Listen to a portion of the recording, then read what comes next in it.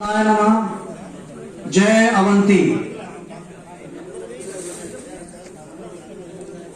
धौलपुर राजस्थान की पावन धरती इस धौलपुर पर इस कार्यक्रम में जो लक्ष्य का 24वां वार्षिक अधिवेशन है, इस कार्यक्रम की अध्यक्षता कर रहे लक्ष्य के संस्थापक आदरणीय श्री रतिराम जी बाबूजी पूरे देश में शिक्षा की अलग जगा रहे, युवाओं के हृदय में अपना स्थान बना चुके, सबके आदर्श आदरणीय अमरपाल सिंह जी समाज के सम्मानित हजारों लाखों समाज बंधुओं के आदर्श आदरणीय एनवीएस सर और लक्ष्य के विभिन्न स्तरों के पदाधिकारी स्वयंसेवक और धौलपुर की इस पावन धरती पर स्थानीय बंधुओं, आप सभी का इस कार्यक्रम में 24वें अधिवेशन के आयोजन पर सभी आयोजक बंधुओं का मैं हृदय से बहुत बहुत आभार व्यक्त करता हूं। मैं एक बार चाहता हूं संपूर्ण सदन एक बार इस शानदार आयोजन के लिए आयोजक बंधुओं का और स्वयं के मनोबल बढ़ाने के लिए एक बार जोरदार करतल ध्वनि से इस पूरे माहौल को गुंजायमान किया जाए। यूं तो पिछले 10 सालों से मैं भी शिक्षा के काम से जुड़ा हूं, लेकिन शिक्षा का काम अकेले करते करते कुछ सालों पहले जब मैंने देखा कि आदरणीय अमरपाल सिंह जी के रूप में एक महानायक समाज के उत्थान के लिए निकल चुके हैं, तो हमने भी अपनी पूरी टीम को, अपने पूरे युवा साथियों को इस अभियान में शामिल कर लिया है। दोस्तों, जैसा कि आप जानते हैं ये 24वां अधिवेशन है, 24वां अधिवेशन है। इससे पहले 23 अधिवेशन हुए होंगे, यानी ये सोच समाज को शैक्षिक, सामाजिक, आर्थिक और भी अन्य क्षेत्रों में आगे ले जाने की जो सोच का जब बीज का रोपण हुआ होगा, तो वो कोई और नहीं आदरणीय रतिराम जी बैठे हैं।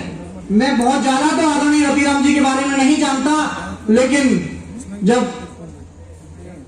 बौद्धिक वर्ग में उठना बैठना होता है तो ये सुना जाता है कि आपने लक्ष्य की नींव रखी।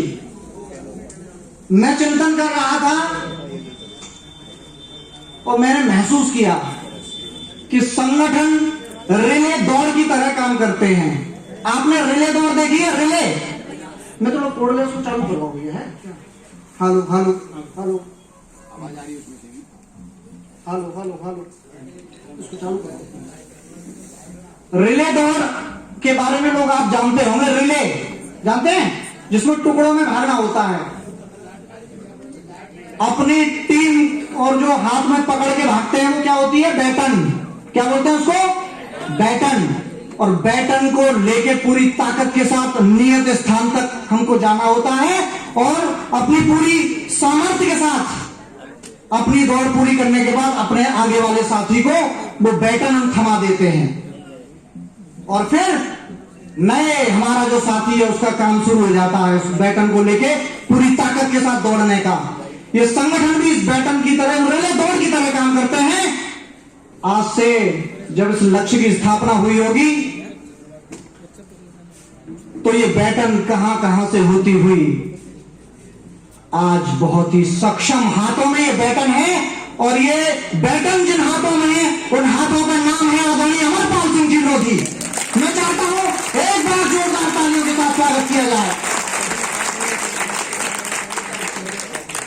अनुभवी वरिष्ठ लोगों का साथ और युवाओं का जो जब गठजोड़ बनता है तो निश्चित रूप से अनुभव और जोश जब इकट्ठा होता है तो इस काम की कोई तुलना नहीं की जा सकती।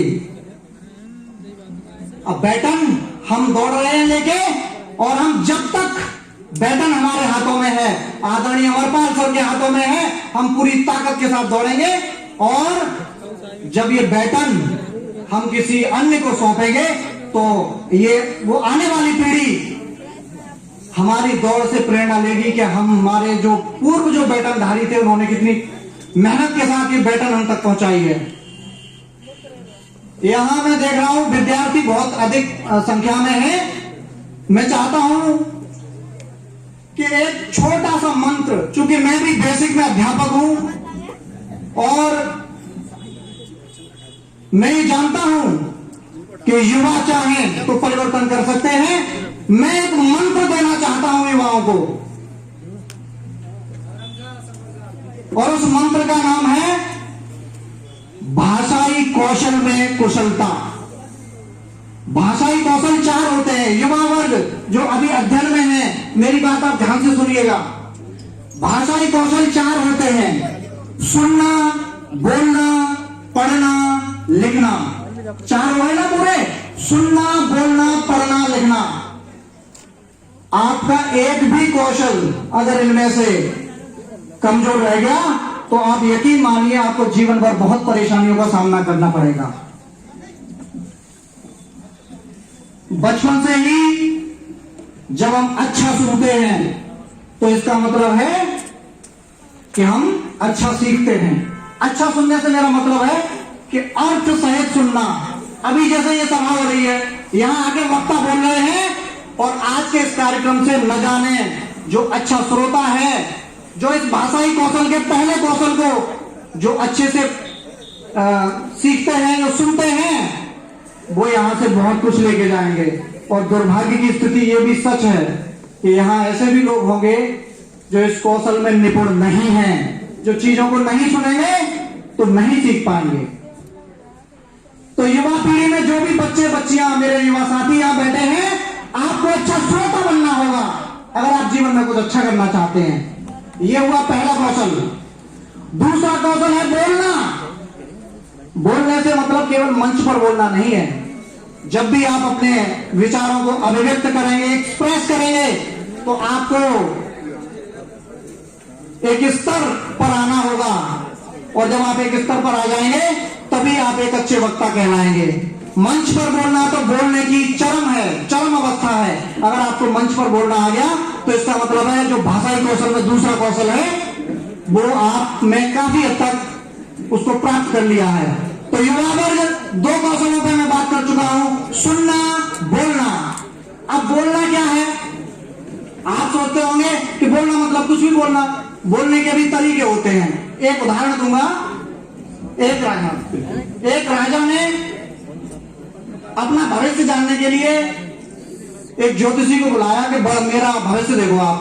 तो ज्योतिषी बोलने की कला में अपरिपक्व ज्योतिषी बोले कि राजा साहब, आपके सामने आपका पूरा वंश का सर्वनाश हो जाएगा।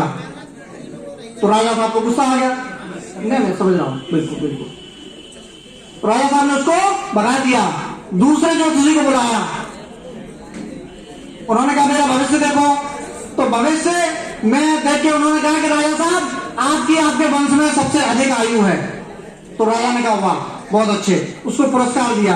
तो मेरा कहने का मतलब है कि आपको कोई बात कैसे कहनी है इसका तरीका हमको सीखना होगा। चूंकि संचालक बंधु का निर्देश आ गया है, मैं समझता हूं, जल्दी करनी है मुझे। तीसरा कौशल है पढ़ना। हमको अच्छा पढ़ना सीखना होगा, और अंत में लिखना। हमको अच्छा लिखना होगा, फिर चाहे वो परीक्षा में लिखना हो, अब ये फेसबुक पे भी हमको लिखना पड़ता है, तो हमको अच्छा लिखना सीखना होगा। कबीरदास जी ने कहा है बोलने के ऊपर, ऐसी वाणी बोलिए मन का आपा कोई, और आगे आपा शीतल और बड़ा लोकप्रिय है। अंत में चूंकि समय कम है, मैं चाहता हूं एक ही शेर कहूंगा मैं, केवल समय कम है। तूफानों से आंख मिलाओ, तूफानों से आंख मिलाओ, सैलाबों पर वार करो।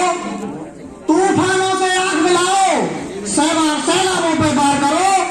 मल्लाहों का चक्कर छोड़ो, तैर के दरिया बहुत बहुत धन्यवाद।